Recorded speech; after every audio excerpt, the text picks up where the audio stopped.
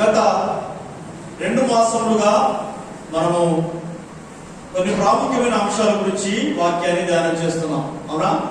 కొన్ని ప్రాముఖ్యమైన అంశాల గురించి ధ్యానం చేస్తున్నాం. మనము ఈ సంవత్సరంలో కొన్ని ముఖ్యమైన అంశాలను మనం డిక్లేర్ చేశాం. దేవుని బిడ్డలుగా ఈ సంవత్సరంలో కొన్ని ప్రాముఖ్యమైనటువంటి కార్యాలు దేవుని యొద్ద మనం పొందుకోవాలని విశ్వాసంతో కొన్ని ప్రకటనలు చేశాం. ఫెయిత్ డిక్లరేషన్స్, కొన్ని థీమ్స్ మనము డిక్లేర్ చేశాం. ఈ సంవత్సరం ఒక ప్రత్యేకమైన, ప్రతి సంవత్సరం లాగా కాకుండా, రొటీన్ గా కాకుండా ప్రత్యేకమైన సంవత్సరంగా ఉండాలని ఒక గురి కలిగి ఒక ఆశయంతో ఈ సంవత్సరంలో మనం ముందుకు వెళ్ళాలని. ఎందుకంటే పరిస్థితులు ప్రతికూలంగా ఉన్నాయి, అనేకమైన సవాళ్లను మనం ఎదుర్కొంటూ వస్తున్నాం గత సంవత్సరం నుంచి.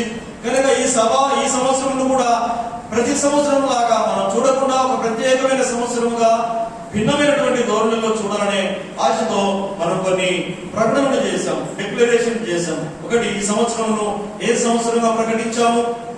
ప్రార్థనా సంవత్సరంగా ప్రకటించాం. This year is going to be a year of prayer.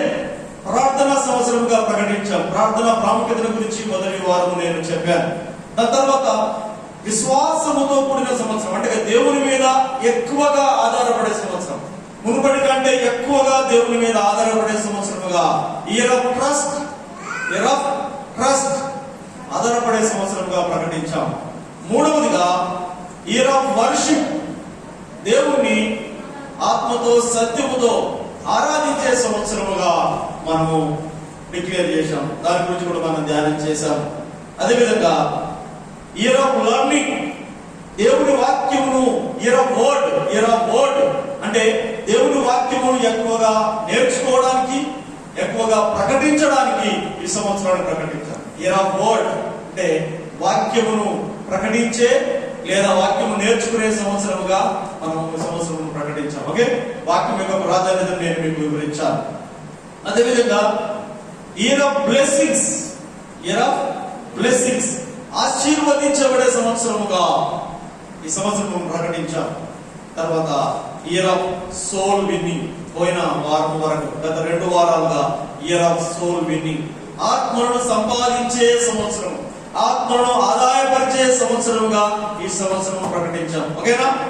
అందరూ విన్నారా? ఇవన్నీ కూడా మీకు కావాలంటే మన పీపుల్స్ హోప్ చర్చ్ యూట్యూబ్ ఛానల్లో ఇవన్నీ కూడా అప్లోడ్ చేసి ఉన్నాయి. చాలా వరకు సందేశాలు కూడా అందులో ఉన్నాయి. మీరు ఎవరైనా ఏదైనా సండే మిస్ అయితే, ఏదైనా వర్తమానం మిస్ అయితే మన people's hope church WhatsApp group లో ఉన్నాయి. అదేవిధంగా మన పీపుల్స్ హోప్ చర్చ్ యూట్యూబ్ ఛానల్లో కూడా ఉన్నాయి. మీరు మరొకసారి ఇవన్నీ నెమరు వేసుకోవచ్చు, జ్ఞాపకం చేసుకోవచ్చు.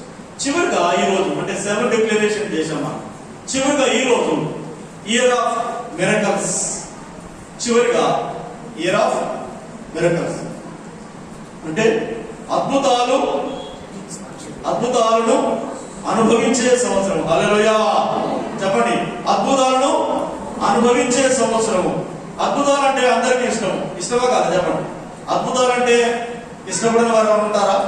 మనం ప్రార్థనలు చేస్తున్నాం, ప్రభువా ఏదైనా అద్భుతం చేయి ప్రభువా అని ప్రార్థన చేస్తాం. ఎప్పుడు ప్రార్థన చేస్తాం అద్భుతం చేయమని? చెప్పండి. ఎప్పుడు అద్భుతం చేయమని ప్రార్థన చేస్తాం మనం? ఎప్పుడు చేస్తాం చెప్పండి? ఎప్పుడు చేస్తాం?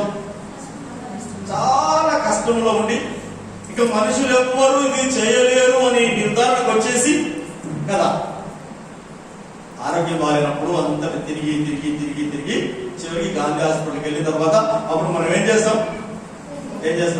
ప్రార్థన చేస్తాం. ప్రభువా ఇప్పుడు ఒక అద్భుతం చేయి ప్రభువా అంట. అన్ని డబ్బులు అయిపోయాక అంటే అప్పుడు ఇక డాక్టర్లు కూడా అప్పుడు కూడా చేతులేదు, గాంధీలో కూడా చేతులు ఎత్తేసారు. అమ్మా ఇంకా నా వల్ల ఏం కాదు, దేవుని మీద ఆధారపడాలన్నప్పుడు అప్పుడు మనం ఏమని ప్రార్థన, ఒక అద్భుతం చేయి ప్రభు అని అప్పుడు ప్రార్థన స్టార్ట్ చేస్తాం. ఆ ప్రార్థన ఏదో మొదటినే చేస్తే అసలు బాగుంటుంది. అదేదా మొదటినే చేస్తే మొదటి కూడా ప్రార్థన చేస్తాము, కానీ మామూలుగా ప్రార్థన చేస్తాం. కానీ అద్భుతం చేయి ప్రభు అని ప్రారంభంలోనే ప్రభుని అడిగితే అద్భుతం చేస్తాం. ఇంతకీ అద్భుతం అంటే ఏంటి? చెప్పండి. అద్భుతం అంటే ఏంటి? ఇంతకు ఉదాహరణ చెప్పాను మీకు, అందులో సారాంశం మీకు అర్థమవుతుంది. ఉదాహరణ చెప్పాను. అద్భుతం అంటే ఏంటి చెప్పండి. అద్భుతం జరిగిందా ఎప్పుడు చెప్తాం? ఎవరు చేయలేనటువంటి కార్యము, ఎప్పుడు జరగనటువంటి కార్యము, ఒక విధంగా చెప్పాలంటే అసాధారణమైనటువంటి కార్యము, మానవాతీతమైనటువంటి కార్యము వ్యక్తిగతంగా కానీ, కుటుంబంలో కానీ, సమాజంలో కానీ జరిగినప్పుడు దేవుడు మాత్రమే, ఒక మాట యాడ్ చేస్తే, దేవుడు మాత్రమే చేయగలిగినటువంటి కార్యమును ఏమంటారు మనం?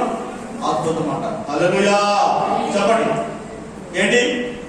ఎవరు చేయలేనటువంటిది, ఎప్పుడు జరగనటువంటిది, అసాధారణమైనది, దేవుడు మాత్రమే చేయగలిగినటువంటి ఒక కార్యము, అది వ్యక్తిగతంగా కావచ్చు, కుటుంబంలో కావచ్చు, సమాజంలో కావచ్చు, జరిగినప్పుడు దాన్ని మనం ఏమంటాము? చెప్పండి. అద్భుతం అంటాం. హల్లెలూయా. అది అద్భుతం యొక్క సారాంశం. మీకు సింపుల్ గా అలా అర్థమయ్యే భాష నేను ఆ మాట చెప్పాను కనుక, సో అద్భుతము అనేది దేవుడు చేసేటువంటి ఒక క్రియ అని మనం గుర్తుపెట్టుకోవాలి. ఓకే, ఒక మాట చదివి మనము ముందుకు వెళ్దాం. మూల వాక్యము చదివి కీర్తనల గ్రంథంలో నుండి 77వ కీర్తన 14వ వచనం చరణం. 77వ కీర్తన 14వ చరణం. ఆశ్చర్య క్రియలను జరిగించు దేవుడవు నీవే, జనములలో నీ శక్తిని నీవు ప్రత్యక్షపరచుకుని ఉన్నావు. దేవునికి స్తోత్రం. హల్లెలూయా, హల్లెలూయా. దేవుని బిడ్డలారా గమనించండి, ఇక్కడ భక్తుడు అంటున్నాడు, ఆశ్చర్య కార్యములు చేయగలిగిన వాడవు నీవే. ఎవరికి ప్రార్థన చేస్తున్నాడు? ఎవరితో ఈ మాట్లాడుతున్నాడు? దేవునితో అంటున్నాడు. భక్తుడు దేవునితో అంటున్నాడు, ఆశ్చర్య కార్యములు. చెప్పండి, అందరు మీ బైబిల్ తెలుసుకొని బైబిల్ దగ్గర పెట్టుకొని ఉండాలి. ఓకే, ఆశ్చర్య క్రియలు జరిగించు దేవుడవు నీవే, జనములలో నీ శక్తిని నీవు ప్రత్యక్షపరుచుకుని ఉన్నావు. ఎప్పుడైతే ఒక ఆశ్చర్య కార్యము, ఎప్పుడైతే ఒక అద్భుతము జరుగుతుందో అప్పుడు దేవుని యొక్క శక్తి ఏమవుతుంది? ప్రత్యక్షపరచబడుతుంది. దేవుని యొక్క మహిమ ప్రత్యక్షపరచబడుతుంది. దేవుని యొక్క గొప్పతనము ప్రజలకు తెలియజేయబడుతుంది. అందుకే ఇక్కడ అంటున్నాడు, ఆశ్చర్య కార్యములు చేయువాడవు నీవే. హల్లెలూయా. ఇంతకుముందు నేను చెప్పాను, దేవుడే ఈ కార్యములు జరిగించేవాడు అని మనం ఇంతకుముందు మనం అనుకున్నట్టుగా భక్తుడు అంటున్నాడు, ఆశ్చర్య కార్యములు చేయువాడవు నీవే. కనుక ఎవరైతే అద్భుతాలు, ఆశ్చర్య కార్యాలన్నా, సూచక్రియలన్నా, అద్భుతాలన్నా ఇవన్నీ కూడా పర్యాయ పదాలు, ఇవన్నీ కూడా ఒకటే. Miracles, science and wonders.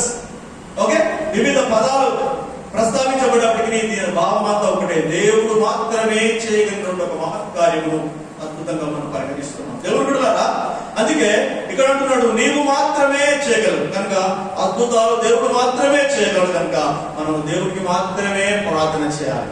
అద్భుతాలు చేయమని ఎవరికి చేయాలి చెప్పండి? దేవునికి మాత్రమే మనము ప్రార్థన చేసి ఆయన దగ్గర నుంచి అద్భుతాలు మనం పొందుకోవాలి. Okay, right. సో ఇంకొక మాట కూడా దీనికి అనువాదంగా ఒకటి రెండు వచనాలు చదివిన తర్వాత నేను సబ్ టాపిక్స్ కి వెళ్తాను. దానియేలు గ్రంథంలో 4వ అధ్యాయము 3వ వచనం. దానియేలు గ్రంథము 4వ అధ్యాయము 3వ వచనం కూడా ఒకసారి చూడండి. ఆయన సూచక క్రియలు ఎంతో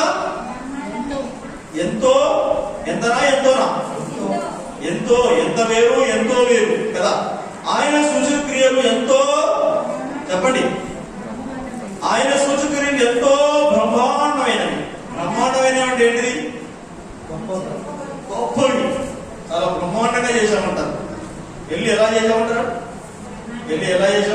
చాలా బ్రహ్మాండంగా చేశామంటాం. అంటే అట్టహాసంగా చేశాం. అంటే దేవుని క్రియలు కూడా ఎలాంటి వాట? ఎంతో బ్రహ్మాండమైనవి. దేవుడు చేసే క్రియలు, అద్భుతాలు అంటే దేవుడు చేసే క్రియలు ఎంతో బ్రహ్మాండమైనవి. ఆయన అద్భుతములు ఎంతో ఘనమైనవి, సాధారణమైనవి కాదు.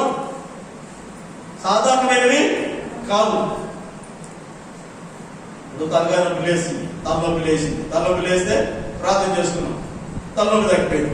అమ్మా, దేవుడు అద్భుతం చేశాడు అంటే నీ దృష్టిలో అద్భుతం అంటే సంతోషం. పారాసిటమాల్ వేసుకున్నా పోతుంది, లేకపోతే కొంచెం ఇంకేంటి ఆలు పట్టుకున్నా పోతుంది, ప్రార్థన చేసుకున్నా కూడా పోతుంది. ఓకే, ఇది దేవుడి దృష్టిలోని చిన్న విషయము నీ దృష్టిలో. ఒకవేళ అద్భుతం అనుకుంటే సంతోషం, దానికేం కాదు. కానీ దేవుని క్రియలు అంత చిన్నవి కాదు, అద్భుతాలు అనేవి అంత చిన్నవి కాదు, మానవాతీతమైనవి, అసాధారణమైనటువంటి కార్యాలు జరిగినప్పుడు అది అద్భుతంగా పరిగణిస్తాం. ఓకే, సో అందుకే అంటున్నాడు ఆయన అద్భుతములు ఎంతో ఘనమైనవి, గొప్పవి. దేవుడు మన జీవితంలో గొప్ప కార్యాలు చేస్తాం. ఇంకొక భాగం అదే. తర్వాత ఆయన రాజ్యము శాశ్వత రాజ్యము, ఆయన ఆధిపత్యము తరతరములో నిలుచును. మొదటి రెండు స్లైడ్ల మొదటి భాగంలో మనం చూసినప్పుడు ఆయన సూచక క్రియలు లేదా ఆయన క్రియలు ఎంతో ఎంతో బ్రహ్మాండమైనవి, ఆయన అద్భుతములు ఎంతో ఘనమైనవి. ఓకే, బ్రహ్మాండమైనటువంటి కార్యాలు, ఘనమైనటువంటి కార్యాలను దేవుడు చేసే దేవుడు. హల్లెలూయా. అలాంటి దేవుణ్ణి మనము ఆరాధిస్తున్నాము, అలాంటి దేవుణ్ణి మనం వెంబడిస్తున్నాము, అలాంటి దేవుణ్ణి మనము సేవిస్తున్నాము. అందుకు మనం ఏం చేయాలి చెప్పండి? ఏం చేయాలి? అందుకని మనం ఏం చేయాలి చెప్పండి? గర్వించాలి. హల్లెలూయా. యెహోవా దేవుడుగా గల జనులు ధన్యులు. మనమందరము దీవించబడ్డవారము, మనమందరం కూడా ఆశీర్వదించబడ్డవారమని మనము ధన్యులముగా భావించి ఆ విషయంలో మనం సంతోషించాలి, గర్వించాలి. యెహోవాను బట్టి మనం ఏం చేయాలి? అతిశయించాలి. నాకు దేవుడు ఉన్నాడు, నాకు గొప్ప దేవుడు ఉన్నాడు, నేను గొప్ప దేవుడిని వెంబడిస్తున్నాను. ఇంకో మాట కూడా, మీరు క్రైస్తవులు అయినందుకు సిగ్గుపడకూడదట. ఏంటమ్మా? చాలా మంది సిగ్గుపడతారు. బైబిల్ తీసుకురావడానికి, చర్చికి బైబిల్ తీసుకురావడానికి సిగ్గుపడతారు. కొంతమంది ఏమో ఇంకేంటి బయట ఎక్కడైనా బైబిల్ చదవడానికి సిగ్గుపడతారు. ఓకే, రకరకాల కారణాలు ఉన్నాయి. క్రైస్తవులు అనిపించుకోకుండా ఉండడానికి ప్రయత్నం చేసే సందర్భాలు, వ్యక్తులు ఉన్నారు. కానీ క్రైస్తవులు అయినందుకు మీరు సిగ్గుపడాల్సిన అవసరం లేదు అంటున్నమాట. ఎందుకంటే మనము ఆరాధించే దేవుడు అంత గొప్పవాడు, మనం ఆరాధించే దేవుడు అంత అద్భుత కార్యాలు చేసే దేవుడు. హల్లెలూయా, హల్లెలూయా. చెప్పండి. దావీదు ఏమంటున్నాడు? నీవే అద్భుతములు చేయవు, నీవే అద్భుతం. ఇంకొక మాట కూడా, నిర్గమకాండం చక్కటి మాట ఉంది. నిర్గమకాండం 15వ అధ్యాయము 11వ వచనము, 15-11. నిర్గమకాండం 15-11. ఈ మాటలు మీరు రాసి పెట్టుకోండి, గుర్తు పెట్టుకోండి. దేవుడు మీ జీవితంలో అద్భుతాలు చేయాలంటే ఎలా ఉంటాయి అద్భుతాలు, ఎలా చేస్తాడు అనే విషయాన్ని మీకు చెప్తాను కనుక ఇవన్నీ కూడా రాసి పెట్టుకోండి, మీకు మేలుకరంగా ఉంటాయి. చదువు. యెహోవా వేల్పులలో నీ వంటి వాడెవడు, పరిశుద్ధతను బట్టి నీవు మహనీయుడవు, స్తుతి కీర్తనను బట్టి నీవు పూజ్యుడవు, అద్భుతములు చెప్పండి, అద్భుతములు చేయువాడవు, నీ వంటి వాడెవడు. చాలా ఏంటంట? యెహోవా వేల్పులలో నీ వంటి వాడెవడు. వేల్పులు అంటే ఎవరు? వేల్పులు అంటే దేవుళ్ళు, దేవతలు అనబట్టినట్టు. వేల్పులు అంటే దేవుళ్ళు లేదా దేవతలు. అయితే దేవుళ్ళు, దేవతలు అనబడిన వారిలో ఎవరడినా నీ వంటి వారు ఎవరు లేరు. దేవుడే యెషయా గ్రంథంలో మనం చదువుతున్నాను, నాతో ఎవరిని పోల్చెదవు, నాతో ఎవరు సాటి, నాకు ఎవరు సమానం అని దేవుడే సవాల్ చేస్తున్నాడు. ఇక్కడ అంటున్నాడు యెహోవా వేల్పులలో నీ వంటి వాడు ఎవడు అంటే ఎవరు లేరు, పరిశుద్ధతను బట్టి నీవు మహనీయుడవు, స్తుతి కీర్తనను బట్టి పూజ్యుడవు, అద్భుతములు చేయువాడవు, నీ వంటి వాడెవడు. అంటే అద్భుతములు చేసే దేవుడు నీ వంటి వారెవరు లేరు. హల్లెలూయా. పరిశుద్ధతలో నీ వంటి వారెవరు లేరు, గొప్పతనంలో నీ వంటి వారెవరు లేరు, ఆశ్చర్య కార్యములు చేయడంలో నీ వంటి వారెవరు లేరు, అద్భుతములు చేయడంలో నీ వంటి వారెవరు లేరు. హల్లెలూయా. అందుకే క్రైస్తవులు అయినందుకు మనం సిగ్గుపడాల్సిన అవసరం లేదు. వేల్పులలో ఉత్తముడు, అద్భుతములు చేయవాడిలో దిట్ట, పరిశుద్ధతలో ఉన్నతమైన వ్యక్తి. అలాంటి దేవుణ్ణి మనం ఆరాధిస్తున్నాము, సేవిస్తున్నాము, వెంబడిస్తున్నాము. కనుక ఆయన్ని బట్టి మనం అతిశయపడాలి, కానీ సిగ్గుపడాల్సిన అవసరం లేనే లేదు. హల్లెలూయా. కనుక దేవుడు బిడ్డలారా, ఆయన అద్భుతములు చేసే దేవుడు. మన దేవుడు ఏం దేవుడు? ఎలాంటి దేవుడు? అద్భుతములు చేసే దేవుడు. మంచిదే. అయితే ఏంటంట, దేవుడు అద్భుతాలు చేస్తాడు, కానీ మనకేంటంట? చెప్పండి, మనకేంటంట? మనకేం లాభము? దేవుడు అద్భుతాలు చేస్తే, ఎవరెవరికో అద్భుతాలు చేస్తే మనకేం లాభం? చెప్పండి. ఎవరెవరి జీవితాల్లో అద్భుతాలు చేస్తే మనకేం లాభం? మనం చెప్పుకుంటాము, పాత నిబంధనలో దేవుడు అనేక అద్భుతాలు చేశాడు, కొత్త నిబంధనలో అనేకమైన అద్భుతాలు చేశాడు. కొత్త నిబంధనలో సుమారుగా యేసు ప్రభు చేసినవే, సుమారుగా 39 అద్భుతాలు ఉన్నాయి. ఓకే, ఇంకా ప్రవక్తలు, శిష్యులు, అపోస్తలులు ఇవన్నీ చేసిన అద్భుతాలన్నింటినీ మనం లెక్క పెడితే చాలా ఉంటాయి. కానీ యేసు ప్రభు చేసినవి సుమారుగా 37 లేదా 39 అద్భుతాలు రాయబడినవి. కనుక దేవుడు పెట్టారా, ఎవరెవరి జీవితాల్లో ఎక్కడెక్కడో అద్భుతాలు అనుభవించారు, చూశారు, దేవుడు చేశాడు, వింటున్నాము. దాని ద్వారా మనకు ఎంతవరకు ప్రయోజనకరంగా ఉంటుంది అంటే కొంతవరకే ప్రయోజనకరంగా. చెప్పండి, ఎక్కడెక్కడో దేవుడు చేసిన కార్యాలను వింటుంటే మనకు ఎంతవరకు ప్రయోజనకరము? కొంతవరకే ప్రయోజనకరం. మరెప్పుడు మనకు ఎక్కువ ప్రయోజనకరం అయితే చెప్పండి, ఎప్పుడు? మన జీవితంలో అనుభవించినప్పుడు మాత్రమే అది ప్రయోజనకరంగా ఉంటుంది. హల్లెలూయా. చెప్పండి. లేదంటే మనం హిస్టరీ చెప్పుకుంటే ఎక్కడెక్కడో దేవుడు చేశాడు, ఎవరెవరి జీవితంలో దేవుడు చేశాడని చెప్పుకోవడమే. కానీ మన జీవితంలో ఎప్పుడు ఎప్పుడైతే దేవుడు చేస్తాడో, మన జీవితంలో ఎప్పుడైతే మనం అద్భుతం అనుభవిస్తామో అప్పుడు అది మనకు మేలుకరంగా ఉంటుంది. హల్లెలూయా. మనం కూడా సాక్ష్యం చెప్పగలము, మనం కూడా చెప్పగలము, అవును ఆయన అద్భుతములు ఘనమైనవి. హల్లెలూయా. చెప్పండి, ఆయన అద్భుతం ఎలాంటి అట? అద్భుతములు ఘనమైనవి, ఆయన మహనీయుడు అని మనము ధైర్యంగా సాక్ష్యం ఇవ్వగలము. కనుక దేవుని బిడ్డలారా, మనము కూడా అద్భుతములు రుచి చూడాలి. మనము కూడా మన జీవితంలో అద్భుతములు ఏం చేయాలి? చెప్పండి, రుచి చూడాలి. ఎక్కడైనా అద్భుతాలు చేస్తున్నాడు, అక్కడికి మనం పరిగెత్తుకుంటాం కదా. అక్కడెక్కడ అద్భుతాలు చేస్తున్నారంటే మనం పరిగెత్తుతాం, ఎక్కడెక్కడ అద్భుతాలు చేస్తున్నారంటే మనం పరిగెత్తుతాం. కానీ దేవుని వాక్యం మనం గమనించినప్పుడు ఎక్కడికి పరిగెత్తాల్సిన అవసరం లేదు. ముందు మనం ఏం చేయాలో తెలుసుకుంటే, మనం చేయాల్సిన బాధ్యతలు మనం సరిగా నిర్వర్తిస్తే మన జీవితంలో దేవుడు అద్భుతాలు జరిగిస్తాడు. రైట్. ఇప్పుడు ఈ అద్భుతాలు మన జీవితంలో అనుభవించడానికి మనం చేయాల్సిన పని లేదా మనకు ఉండవలసినటువంటి గుణలక్షణాలు ఏమై ఉండాలి అనేది ఒక 2-3 చెప్తాను మీకు. సో మీరు చెప్పండి ఒకసారి. మీకు ప్రశ్న, మన జీవితంలో కూడా దేవుడు అద్భుతములు చేయాలంటే మనం ఏం చేస్తే లేదా ఎలా ఉంటే దేవుడు మన జీవితంలో అద్భుతం చేస్తాడు అని మీరు అనుకుంటున్నారు? చెప్పండి. ఏం చేస్తే, ఎలా ఉంటే దేవుడు అద్భుతం చేస్తాడు? చెప్పండి. చాలా పొడవుంటే చేస్తాడా? చెప్పండి, మీకు తెలిసింది చెప్పండి. నమ్మితే చేస్తాడు. ఓకే, మంచిది.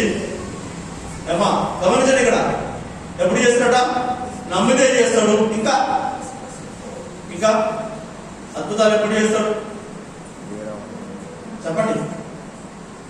నమ్మితే చేస్తాడు అంటే నమ్మకమును బట్టి, విశ్వాసమును బట్టి, విశ్వాసమన్నా ఆధారపడమన్నా, ఓకే, నమ్మకమును బట్టి చేస్తాడు. తర్వాత ఓకే, ఇంకేంటి? ప్రార్థన చేస్తే చేస్తాడు. ఓకే, ఇంకా అందరూ నోళ్ళలో ఏం పెట్టుకున్నారు? బెల్లం పెట్టుకున్నారా? బెల్లం ఇచ్చారా? వచ్చినప్పుడు మీకు శానిటైజర్ ఇచ్చారా? బెల్లం ఇచ్చారా? శానిటైజర్ నోట్లు వేసుకున్నారండి? ఏమా చేతిలో కూసుకోవాల్సింది నోట్లు వేసుకున్నారా? మాట్లాడండి. ఎలా ఉంటే చేస్తాడు దేవుడు? ఆయనకు నచ్చినట్టు ఉంటే. ఓకే, రైట్, మంచిది. అనుకుంటారా? 2-3 విషయాలు చెప్తాను నేను, ఎక్కువ కాకుండా అన్ని ఇందులో మనకి ఇమిడి ఉంటాయి. ఒక 3 విషయాలు మీకు చెప్తాను. మన జీవితంలో, సరే దానికంటే ముందు ప్రశ్న, అసలు మన జీవితంలో, మీ జీవితంలో దేవుడు అద్భుతం చేయాలని ఆశపడుతున్నారా? ఒకటన్నా చేస్తే బాగుండు అనుకున్న ఆశ ఉందా? చెప్పండి. ఒకటన్నా కనీసం ఒకటన్నా అద్భుతం చేస్తే బాగుండు అన్నట్టుందా? చెప్పండి, ఉందా ఎవరికైనా? నిజంగా మీ మొహంలో కనబడతలేదు, ఏదో దిగాలుగా ఉన్నారు, ఏదో పోగొట్టుకున్నట్టుగా ఉన్నారు. ఎండలు ఇంకా ఎక్కువ కాలేదు, అయినప్పటికీ ఇప్పుడే మొహాలు మాడిపోయినట్టుగా ఉన్నాయి. ఓకే, చెప్పండి. ఒకటైనా కనీసం దేవుడు కనీసం ఒక్కటైనా అద్భుతం చేస్తే బాగుండు అని అన్నవారు ఎంతమంది ఉన్నారు చెప్పండి.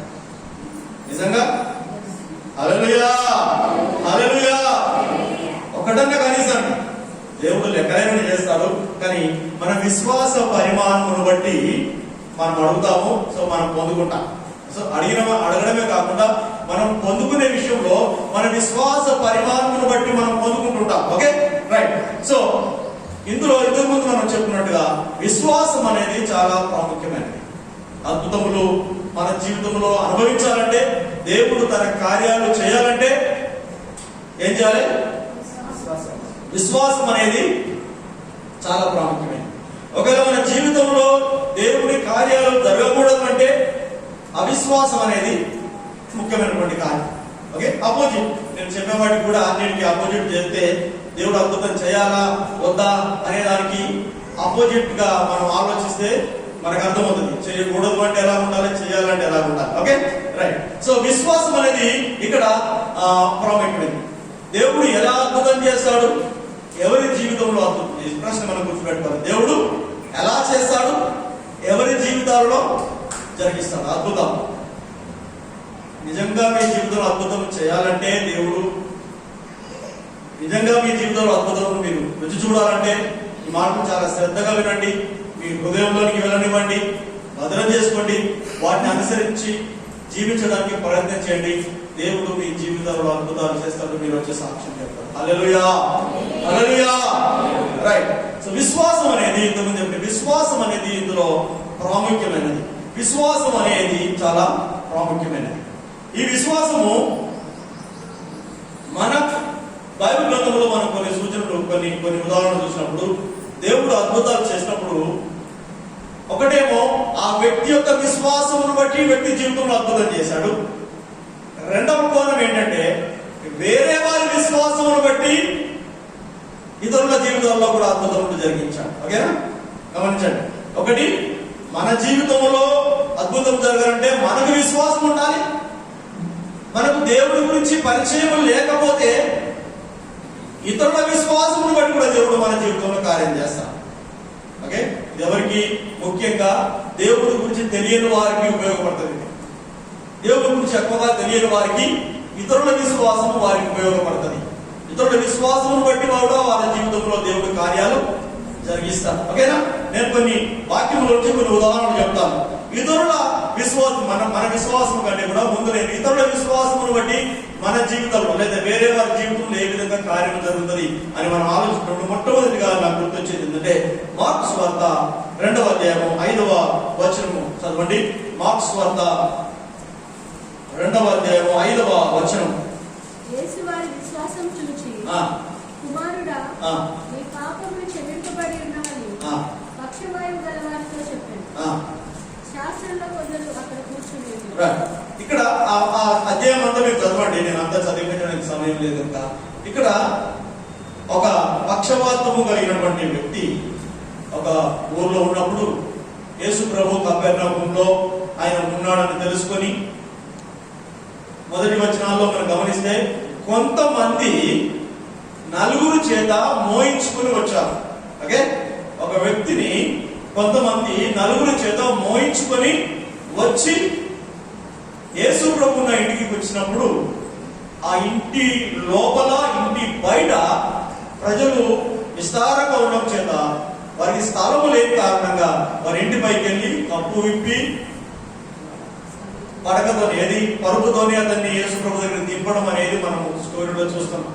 ఓకే, ఇక్కడ ఎవరైతే రోగి ఉన్నాడో రోగికి నాకు తెలిసి యేసు ప్రభు గురించినటువంటి అవగాహన అనుభవము లేదు.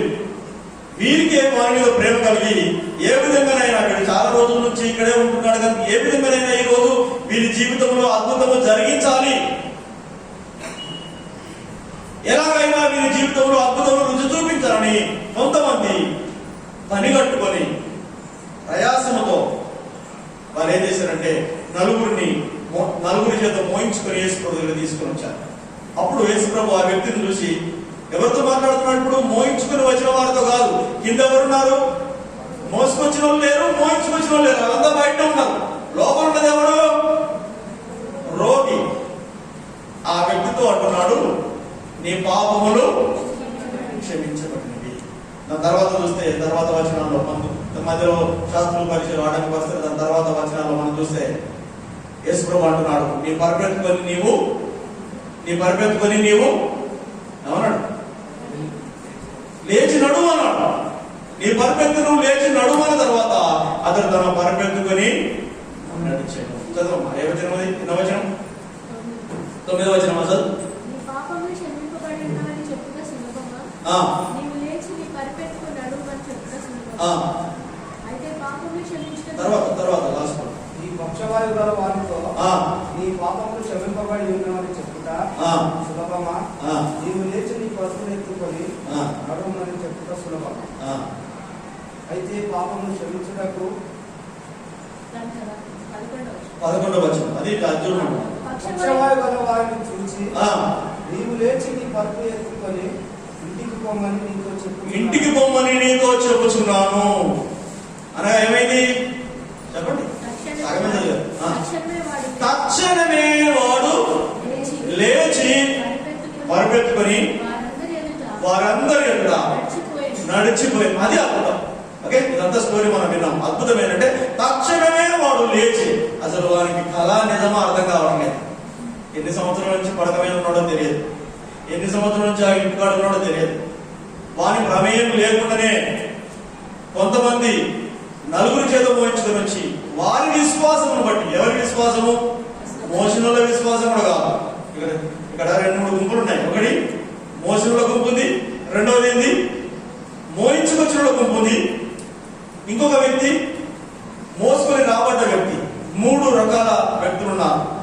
అయితే మోసుకొని వచ్చిన వారికి కూలి ఇస్తే వచ్చారో మనకి ఎలా వచ్చారో మనకు తెలియదు, కానీ మోయించుకొని ఎవరైతే పని కట్టుకొని మోయించుకొని వచ్చారో వారి విశ్వాసమును బట్టి వీరికి స్వస్థత కలిగింది.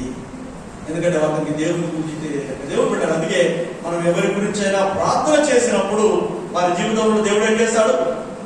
మన విశ్వాసమును బట్టి కూడా ఇతరుల గురించి ప్రార్థన చేసినప్పుడు వారి జీవితంలో అద్భుతాలు చేస్తాడు. ఆ వ్యక్తికి విశ్వాసం కొన్నిసార్లు ఉన్నా లేకపోయినా మన విశ్వాసమును బట్టి దేవుడు అద్భుతాలు చేసిన సందర్భాలు మనం చూడగలుగుతాం. ఓకే, ఇది మొదటి కేటగిరీ. ఓకే, మనకు సంబంధం లేకుండానే ఇతరుల విశ్వాసం ద్వారా మనకు మేలు కలగడం. విశ్వాసం దగ్గరికి వచ్చేసరికి వేరు. విశ్వాసం అయితే మనమే విశ్వాసం కలిగి ప్రార్థన చేయాలి. ఇది దేవుడు అంటే ఎరగని వారు, అవిశ్వాసం ఉన్న వారికి ఇది వర్తిస్తుంది అని నేను అనుకుంటున్నాను. ఓకే, ఇంకొక మాట కూడా చదవండి. ఇంకొక మాట దానికి అనుబంధంగా ఇంకొక మాట కూడా మనము చదువుదాం. యోహాను సువార్త 5వ అధ్యాయము 9వ వచనం. యోహాను సువార్త 5వ అధ్యాయం 9వ వచనం.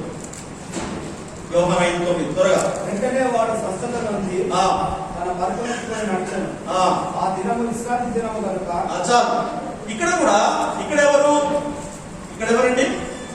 5వ అధ్యాయంలో మనం చూస్తే ఊచ 38 సంవత్సరాల నుంచి చూడండి ఏమా 38 సంవత్సరాల నుంచి వ్యాధి గల వ్యక్తి, 30 ఏళ్ల సంవత్సరం నుంచి వ్యాధి కలిగినటువంటి వ్యక్తి శృంగారం అనే దేవాలయం దగ్గర ఉన్నాడు.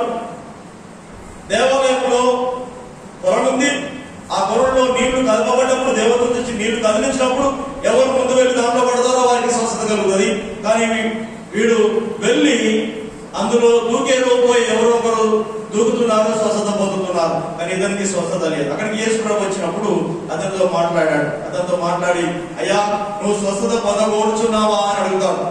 ఏమండి, నువ్వు స్వస్థత పొందకూర్చున్నావు అంటే అతడు చెప్పే మాట ఏంటంటే, ఆరోగ్యం అంటున్నాడు, అయ్యా నీళ్లు కదిలించబడినప్పుడు ఆ నీళ్ళలో నన్ను వేయడానికి లేదా నాకు వెళ్ళడానికి సహాయం చేయడానికి ఎవరు లేరు కనుక నేను ఈ స్థితిలో ఉన్నాడు. యేసు ప్రభు చెప్పేది ఒకటి, ఇతడు చెప్పేది ఒకటి. యేసు ప్రభు ఏమని అడిగాడు? నువ్వు స్వస్థపడకూర్చున్నావా, నువ్వు బాగుపడాలనుందా అంటే అవునయ్యా అంటే అయిపో కదా. బాగుపడాలనుందా అంటే ఏమన్నా అతడు? బాగుపడాలని ఉంది లేకపోతే లేదు అనాలి. కానీ ఆయన ప్రశ్నకు సమాధానము వేరే విధంగా చెప్తున్నాడు. అయ్యా నేను వెళ్ళాలనుకునేలోనే వేరే వాళ్ళు వచ్చి అందరూ దూకేస్తున్నారు. చివరికి అతని యొక్క స్థితిని గమనించిన యేసు నేను చెప్పే భాష నీకు అర్థమవుతలేదు కనుక ఏమన్నాడు ఆయన? నీవు లేచి ఏదో మాట్లాడడం వేస్ట్గా, నీకు విశ్వాసం కలిగించడం కూడా కొంచెం కష్టమే కనుక ఏంటి, నీవు లేచి నీ పరిపెత్తుకొని నడుమని వారితో చెప్పగా వాడు వెంటనే వాడు స్వస్థత పొందెను. హల్లెలూయా. చెప్పండి, ఎన్ని సంవత్సరాల నుంచి ఎందుకు దీని అద్భుతం అంటున్నాం మనం? ఎందుకు దీని అద్భుతం అంటున్నాం? 38 సంవత్సరాల నుంచి పడి ఉన్నవాడు క్షణంలో యేసు ప్రభు మాటను బట్టి లేచి నడిచాడు. అందుకే దాన్ని ఏమంటారు మనము? అద్భుతంగా పరిగణిస్తాం. ఇక్కడ కూడా ఈ రోగి ప్రమేయం ఏమి లేదు. అసలు యేసు ప్రభు చెప్పే మాట కూడా ఎవరికి అర్థం కావట్లేదు. అయినప్పటికీ యేసు ప్రభు స్వయంగా తన శక్తిని ఉపయోగించాడు. ఇది 3వ కోణం. ఓకే, యాక్చువల్ గా అయితే ఇంతకుముందు నేను చెప్పాను, ఒక వ్యక్తి ఇతరుల విశ్వాసమును బట్టి ఒకరికి అద్భుతం జరుగుతుంది, సొంత విశ్వాసమును బట్టి అద్భుతం జరుగుతుంది. ఇక్కడ ఎవరి ప్రమేయం లేకుండా సాక్షాత్తు దేవుడే ఏం చేస్తున్నాడు? యేసు ప్రభువే ఏం చేస్తున్నాడు? జోక్యం కల్పించుకొని స్వస్థత చేస్తున్నాడు. సో 3 కోణాలు. ఓకే, 3 కోణాలు మనకు అర్థమవుతున్నాయి విశ్వాసం విషయంలో. Okay, right. సో ఇప్పుడు రెండవది సొంత self faith. Okay, self faith, మన సొంత విశ్వాసం. మత్తయి సువార్త 8వ అధ్యాయము 3వ వచనం చదువుదాం. మత్తయి సువార్త 8వ అధ్యాయము 3వ వచనం. అందుకు ఆయన చేయి చాపి వాణ్ణి గురించి నాకు ఇష్టమే, నీవు పరిశుద్ధుడు కమ్మని చెప్పగా తక్షణమే వారి కుష్ఠరోగము శుద్ధి అయ్యాడు. ఒక కుష్టి వ్యాధి ఆయన దగ్గరకు వచ్చి ఏమంటున్నాడు? యేసు ప్రభు దగ్గరికి వచ్చి ఆయనకు మొక్కి, ప్రభువా నీకు ఇష్టమైతే నన్ను శుద్ధునిగా చెయ్యి. అంటే ఇతనికి ఇష్టమే. ఎవరికి ఇష్టమో? కుష్టి వ్యాధి కలిగిన మనకి ఇష్టమే బాగుపడడం. ఇష్టమేనా? ఇష్టమే. ఆయన దగ్గరికి వచ్చి నీకు ఇష్టమైతే బాగు చేయమని అర్థం ఏంటి? ఆయన బాగు చేస్తాడని నమ్మకం మీద అనుకుంది ఉందా? నమ్మకంతోనే కదా యేసు ప్రభు దగ్గరికి వచ్చి నీకు ఇష్టమైతే బాగు చేయమంటున్నాడు. ఎందుకు ఇష్టమైతే బాగు చేయమన్నాడు అని అంటే, ఒక మాట మనము ఆ పరిస్థితిని మనం ఆలోచిస్తే, అసలు కుష్టి వ్యాధి గల వారిని ఇష్టపడేవారు కరువు అయినటువంటి దినాల్లో వారు జీవిస్తున్నారు. కుష్టి వ్యాధి గల వారు ఎక్కడ ఉంటారు? ఊరు బయట గమని దగ్గర ఉన్నటువంటి వారు. అసలు ఎవరు సొంత బంధువులు కూడా, రక్త సంబంధులు కూడా ఇష్టపడనటువంటి పరిస్థితి. అందుకే వాడు యేసు ప్రభు దగ్గరికి వచ్చి, ఎందుకంటే ఇష్టపడితేనే కదా ఏమైనా సహాయం చేసేది. ప్రభువా నీకు ఇష్టమైతే నువ్వు చేయగలవని నేను విన్నాను, నువ్వు చేస్తావని నమ్ముతున్నాను, కానీ నీకు ఇష్టమైతే నన్ను బాగు శుద్ధునిగా చేయమన్నప్పుడు యేసు ప్రభు అన్నాడు, నాకు ఇష్టమే నాయన, నిన్నెవరు ఇష్టపడకపోయినా నేను ఇష్టపడుతున్నాను, నువ్వు నాకు ఇష్టమే, శుద్ధుడవు కమ్మని చెప్పగానే వెంటనే వాడు తక్షణమే వాని కుష్టి రోగము శుద్ధి ఆయను. హల్లెలూయా. చూడండి, మనం చెప్పిన చదువుకున్న మన అన్ని కూడా తక్షణమే, వెంటనే, ఆ క్షణములోనే జరుగుతున్నటువంటి కార్యాలు. అందుకే వీటిని ఏమంటున్నాం మనము? అద్భుతాలు. అద్భుతాలు అంటే ఎన్నో సంవత్సరాల నుంచి ఉన్నటువంటి సమస్య ఇది. ఎవరు ఎక్కడ తగ్గనటువంటి పరిస్థితి. చూడండి, ఇంకొక మాట కూడా మనం ఇది రక్తస్రావం కలిగిన స్త్రీ గురించి కూడా మనం చదివినప్పుడు అది కూడా మనకు చూడండి. మత్తయి సువార్తలోనే 9వ అధ్యాయం 22వ వచనం అనుకుంటా. చూడండి, మత్తయి సువార్త 9వ అధ్యాయం 22వ వచనం. త్వరగా యేసు వెనుక తిరిగి ఆమెను చూచి, కుమారి ధైర్యంగా ఉండుము, నీ విశ్వాసం నిన్ను బాగుపరచనని చెప్పగా ఆ గడియ నుండి ఆ స్త్రీ, చెప్పండి, ఆ స్త్రీ బాగుపడింది. హల్లెలూయా. మనం బాగుపడాలంటే ఏం కావాలో చెప్పండి? మనం బాగుపడాలంటే విశ్వాసం కావాలి. మనం బాగుపడాలంటే దేవుడు అద్భుతము చేయాలి. హల్లెలూయా. ఆ స్త్రీ జీవితంలో దేవుడు అద్భుతం చేశాడు కనుక ఆ స్త్రీ ఏమైంది? ఆ గడియ నుండి స్వస్థత పొందింది. హల్లెలూయా. 12 సంవత్సరాల నుంచి బాధపడుతున్న స్త్రీ తర్వాత ముందు వచ్చినప్పుడు కూడా మీరు చదువుతూ మీకు అర్థమవుతుంది ఆమె విశ్వాసం ఎలా ఉందంటే, నేను వెళ్ళి యేసు ప్రభు యొక్క వస్త్రము చెంగును ముడితే చాలు నేను బాగుపడతానని తన మనసులో అనుకొని జన సమూహంలో కూడా కాళ్ళ కిందికల్లో ఏదో విధంగా మొత్తం మీద వెళ్ళి యేసు ప్రభువును ముట్టుకుంది. ఆమెకున్న విశ్వాసం అంత గొప్పది. అందుకే యేసు ప్రభు అన్నాడు, కుమారి నీ ధైర్యంగా ఉండము. ఆమె భయపడుతుంది, అప్పటికే వణికిపోతుంది. యేసు ప్రభు అన్నాడు, నన్ను ఎవరో ముట్టారు అని అనగానే ఈమె వణికిపోతుంది. స్త్రీలు సాధారణంగా బయటికి వెళ్ళరు, అందులో యూదుల దగ్గరికి వెళ్ళరు, పురుషుల దగ్గరికి వెళ్ళరు. ఇలాంటి సందర్భంలో వాళ్ళందరిలో ఆమె వెళ్ళిపోయి తన ప్రాణాన్ని కూడా తెగించి యేసు ప్రభు విశ్వాసంతోని వెళ్ళి ఆయనను ముట్టుకొని బాగుపడ్డది.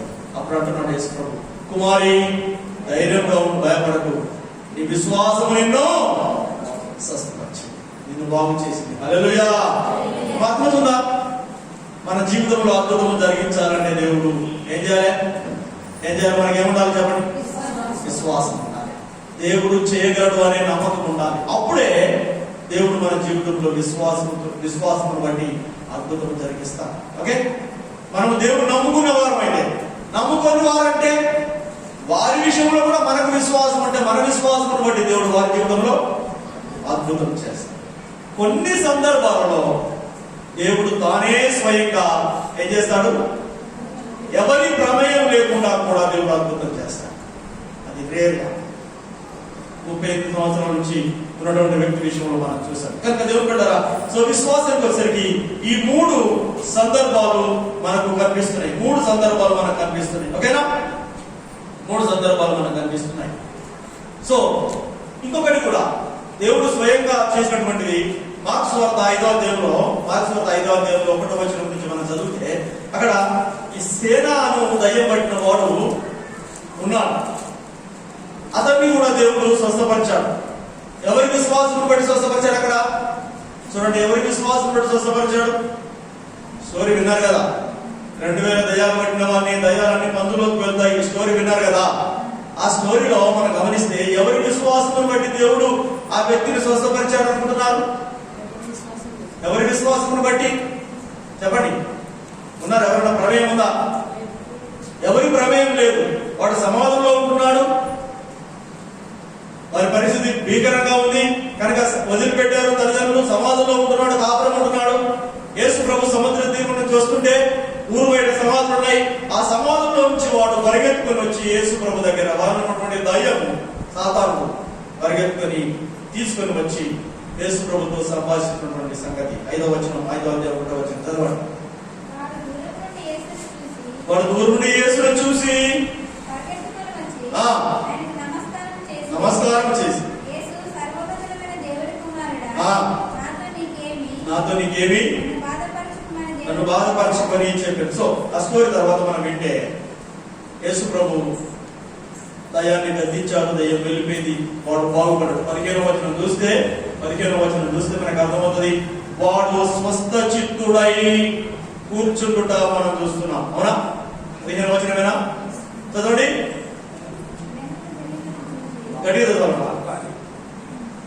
జనులు జరిగినది చూచి వెళ్ళి యేసు వద్దకు వచ్చి సేనాను దయ్యములను పట్టినవాడు బట్టలు ధరించుకొని ఇంతకుముందు బట్టలు వాడికి, ఇప్పుడు బట్టలు ధరించుకున్నాడు.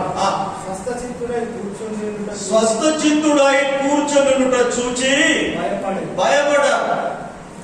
వాళ్ళే భయపడ్డారు. అసలు ఈ వ్యక్తి ఎలా బాగుపడ్డాడు? అసలు సాధ్యమే కాదు, ఈ వ్యక్తి బాగుపడడం అనేది సాధ్యం కాని, మరి ఎలా బాగుపడ్డాడు అని వారు ఏం చేశారట? భయపడిపోయారు. కనుక దేవుడు బిడ్డరా, దేవుడు అక్కడ ఎవరి ప్రమేయం లేదు, అతన్ని స్వస్థపరిచాడు. దేవుడు ఎవరి విశ్వాసం లేదు.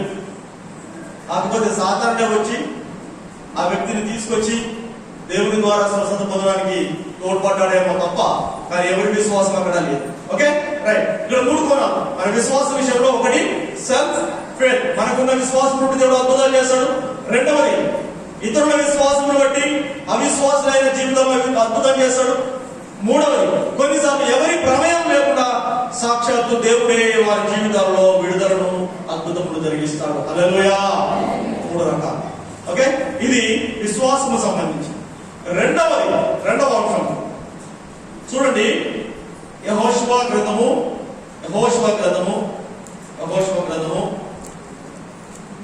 3వ అధ్యాయం 5వ వచనం. 3వ అధ్యాయం 5వ వచనం. ఇది క్లుప్తంగా చెప్తాను.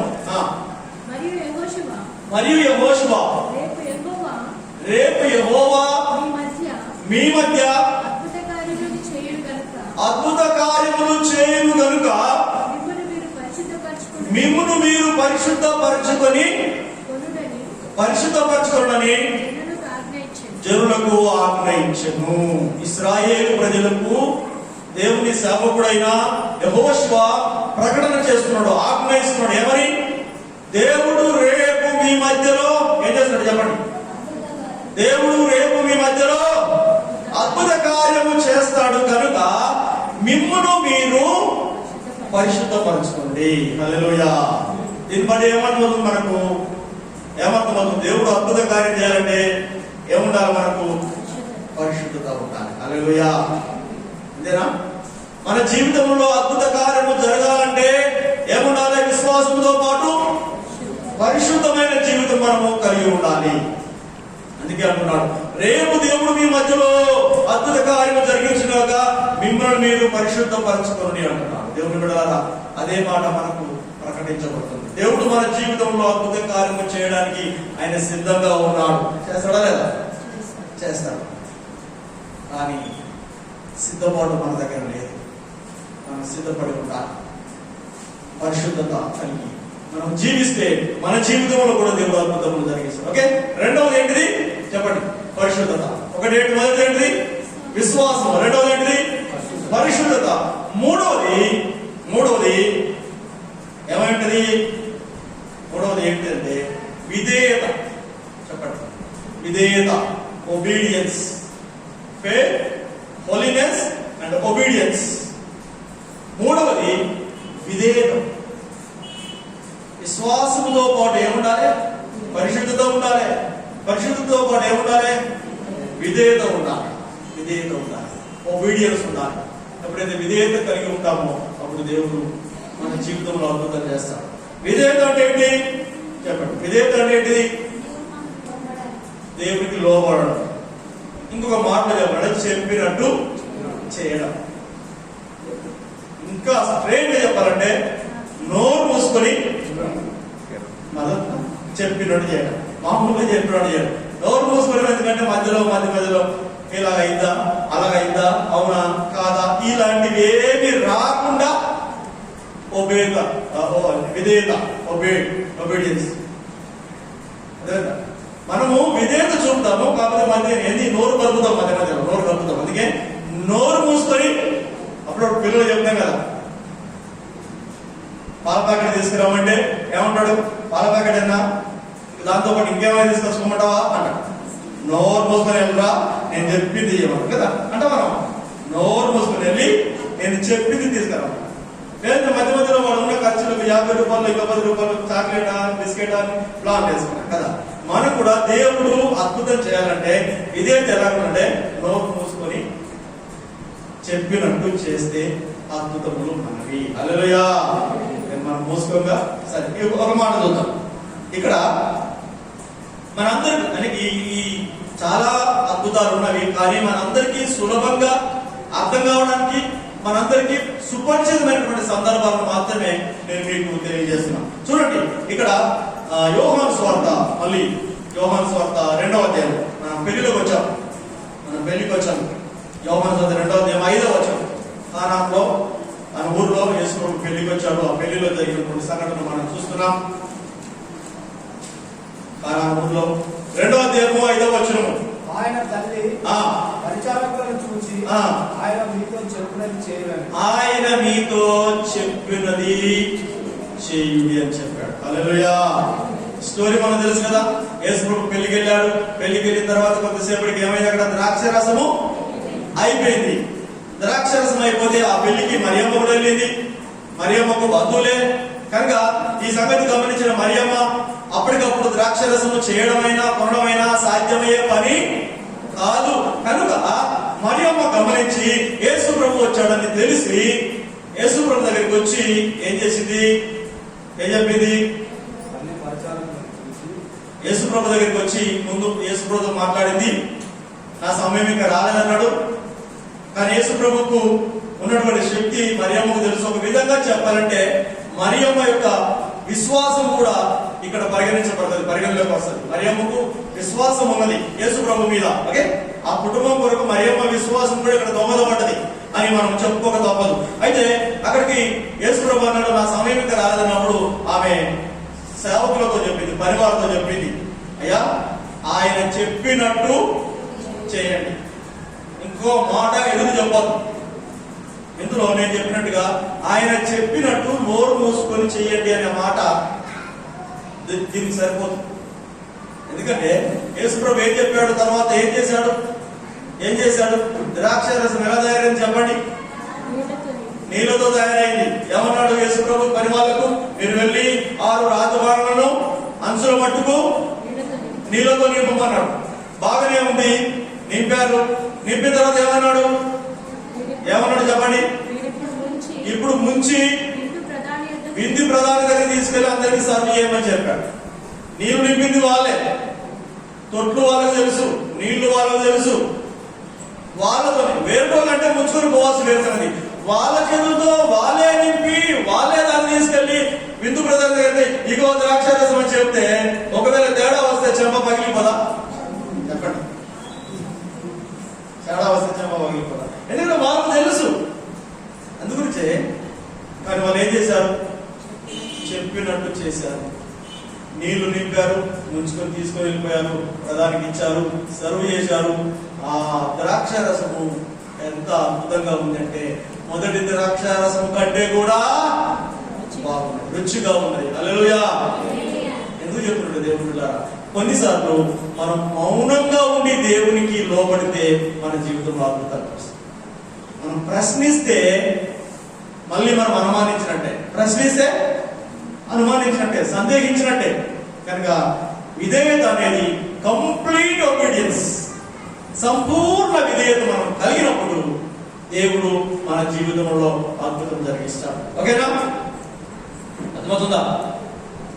ఇంకొకటి కూడా, ఇంకో ఉదాహరణ చెప్తాను. లూకాసు వార్త 5:9 వచనం. లూకాసు వార్త 5:9 వచనం. ఇది కూడా మనకు తెలిసిన స్టోరీ. పేతురు, యోహాను కొంతమంది చేపలకు వెళ్ళారు. చేపలకు వెళ్తే ఏమైంది? రాత్రంతా కష్టపడ్డారు, కానీ చేపలు పడలేదు. యేసుప్రభు దూరంలో ఉండడానికి అవకాశం అడిగాడు. పేతురు అవకాశం ఇచ్చాడు.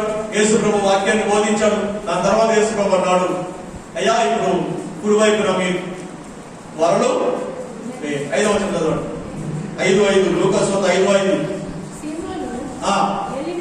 ఏలినవాడా రాత్రంతా కూడా మేము ప్రయాసపడితే కానీ మాకేమీ దొరకలేదు. అయినను నీ మాట చొప్పున వలలు వేస్తున్నాము ఆయనతో చెప్పండి. ఏంటమ్మా? రాత్రంతా కష్టపడ్డాము, మాకు వేరే ఏమి సోర్స్ లేదు, అసలు ఏం చెప్పలేదు. అసలు పగలు అంతకంటే పడవు, రాత్రే పడలేదంటే పగలు అంతకంటే కూడా పడవు. కానీ నీ మాట చొప్పున చెప్పండి, నీ మాట చొప్పున వరలు వేస్తాం. అంటే ఇట్స్ కంప్లీట్ ఒబీడియన్స్, సంపూర్ణమైనటువంటి విధేయత. నీ మాట ప్రకారం వేస్తామే. అసలు యాక్చువల్ అయితే మాకు నమ్మకం లేదు, పడదే అనే నమ్మకం కూడా లేదు, కానీ నీ మాటకు లోబడుతున్నాము, వేస్తున్నాము అని చెప్పగానే 9వ వచనం చూడండి. 9వ వచనం. వారు పట్టిన చేపల రాశికి అతనితో కూడా ఉన్న వారందరూ విస్మయం పొందిరి. దేవునికి స్తోత్రం. హల్లెలూయా! విధేయతతో మనము దేవునికి విధేయత కలిగి లోబడితే దేవుడు మన జీవితంలో మనమే నమ్మనటువంటి విస్మయము పొందే అద్భుతమును దేవుడు జరిగిస్తాడు. ఎంతనట? అసలు వలలు పిగిలిపోవునంతగా చేపలు పట్టాడ. వలలు పిగిలిపోవునంతగా చేపలు పడ్డాయి. వారు వేరే వాళ్ళను పిలిచి వాళ్ళ దూరంలో నుంచి వీళ్ళ దూరంలో ఎత్తుకొని తీసుకుని వెళ్లాల్సిన పరిస్థితి ఏర్పడదు. కనుక దేవుడు పెట్టారా? దేవుడు అద్భుతాలు చేస్తాడు. హల్లెలూయా! చెప్పండి, చేస్తాడా? ఏమంటారు మరి అద్భుతాలు చేయాలంటే? 3. విశ్వాసం, అచంచలమైన విశ్వాసం. ఓకే, విశ్వాసం అంటే మామూలుది కాదు. అంటే ఎలాంటి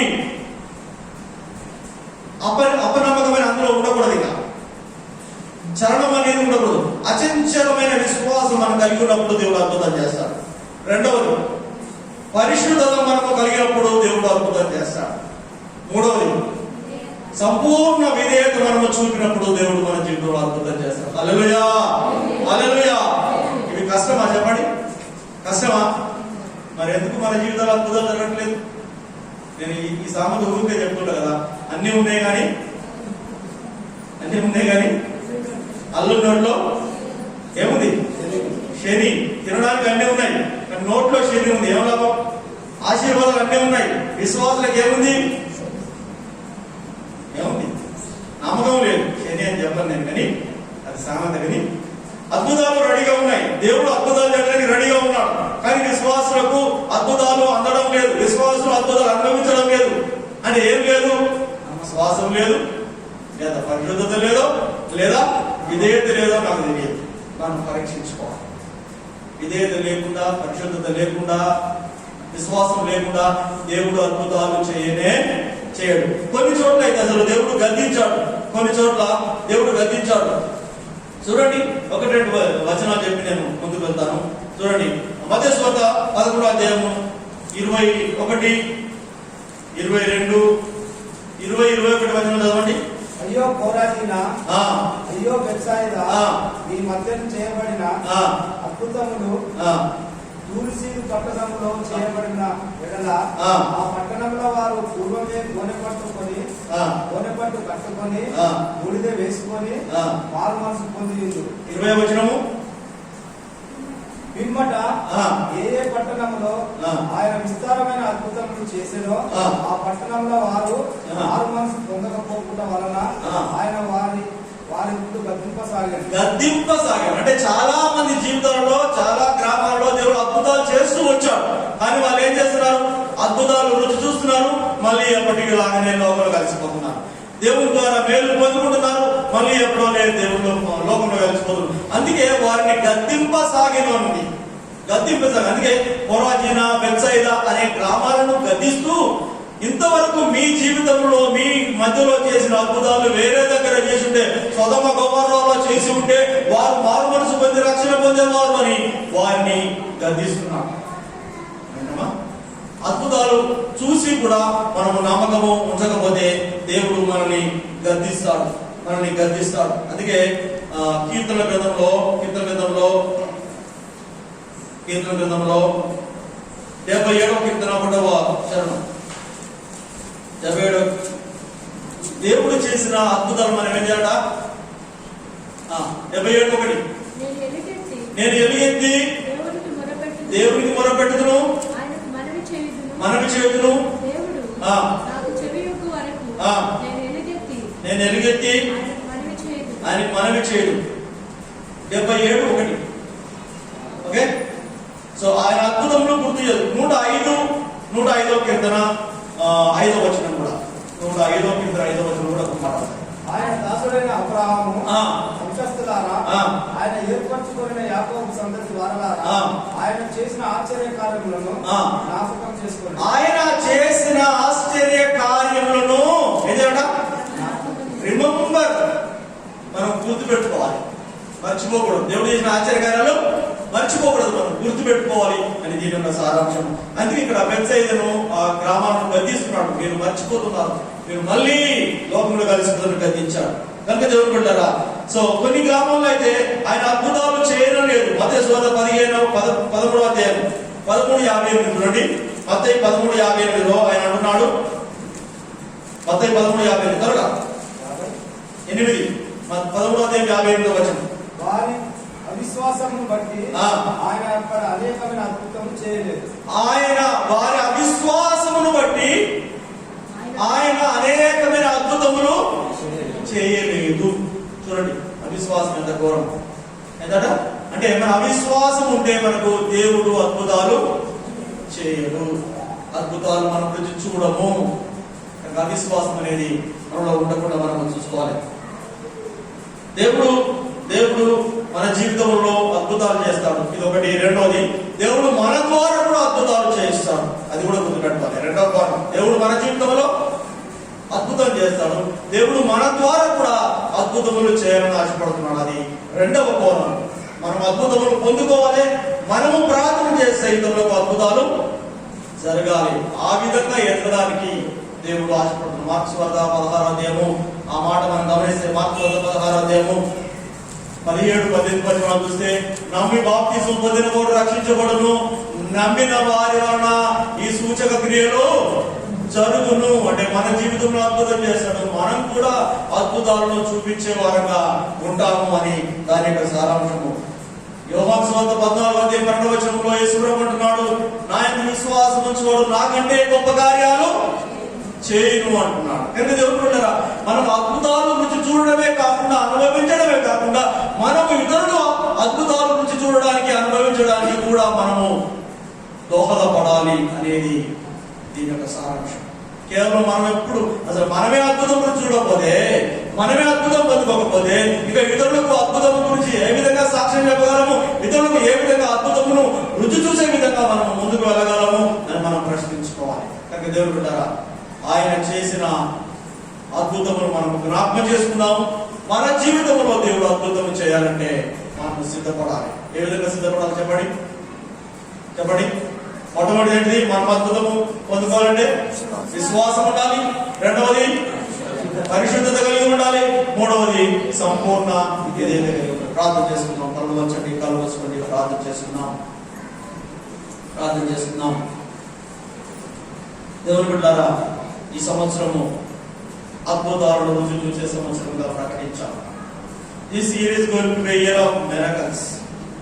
ఇంతవరకు నీ జీవితంలో ఒక్క అద్భుతం కూడా నువ్వు రుచి చూడలేదా? నీ జీవితంలో ఇంతవరకు ఎప్పుడు ప్రభు ఆశ్చర్య అద్భుత కార్యములు చూడలేదా? అయినా పర్వాలేదు, దేవుడు తన చిత్తాన్ని ఈ దినం మనకు బయలుపరిచాడు. ఆయన అద్భుతాలు చేసే దేవుడు. ఆయనను పోలిన దేవుడు ఎవరు లేరు. ఆయన ఆశ్చర్య కార్యములు చేయగలిగిన చేసే దేవుడైనాడు. మన మిత్రుల జీవితంలో అద్భుతాలు చేశాడు, మన జీవితంలో ఇప్పుడు అద్భుతాలు చేయగలరు. ఆయన నిన్న నేడు నిరంతరం ఏకరీతిగా ఉన్న దేవుని బిడ్డలారా, ఆయన అద్భుతం చేయడానికి ఆశపడుతున్నాడు. నీ జీవితంలో అద్భుతం చేయడానికి ఆయన ఆశపడుతున్నాడు, ఇష్టపడుతున్నాడు. నీ కుటుంబంలో అద్భుతం చేయడానికి ఆయన ఇష్టపడుతున్నాడు. మన సంఘంలో దేవుడు అద్భుతం చేయడానికి ఇష్టపడుతున్నాడు. ఆయన ఇష్టపడుతున్నాడు. మనం సిద్ధపడ్డామా? మనం సిద్ధంగా ఉన్నామా? సిద్ధపాటు కలిగి ఉన్నామా? మనం ఆలోచించుకోవాలి. దేవుని బిడ్డలారా, మనం ఆలోచించుకోవాలి. వారికి స్తోత్రం. దేవుని చేత దీవించబడాలి, అద్భుతములు పొందుకోవాలంటే మనకు ఉండాల్సిన 3 గుణలక్షణాలు: విశ్వాసము, పరిశుద్ధత, విధేయత.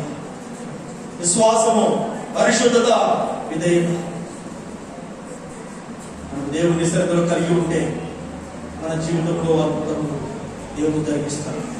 ఇంతవరకు మనం ఎందుకు పొందుకోలేదో మనం పరీక్షించుకోవాలి. మన అవిశ్వాసమును బట్టి మనం అద్భుతములు పొందుకోలేకపోతున్నామేమో మనం పరీక్షించుకుందాం. మన అవిధేయతను బట్టి మనం అద్భుతాలు పొందుకోవట్లేదో మనం పరీక్షించుకుందాం. పరిశుద్ధత జీవితము లేనందున మనం పొందుకోవట్లేదేమో మనం పరీక్షించుకుందాం. ఈ సంవత్సరం అద్భుతములు పొందుకుందాం. రేపు దేవుడు మీ మధ్యలో అద్భుత కార్యం చేయబోతున్నాడు. దేవుని ద్వారా మిమ్మల్ని మీరు పరిశుద్ధపరచుకున్నట్టున్నాడు.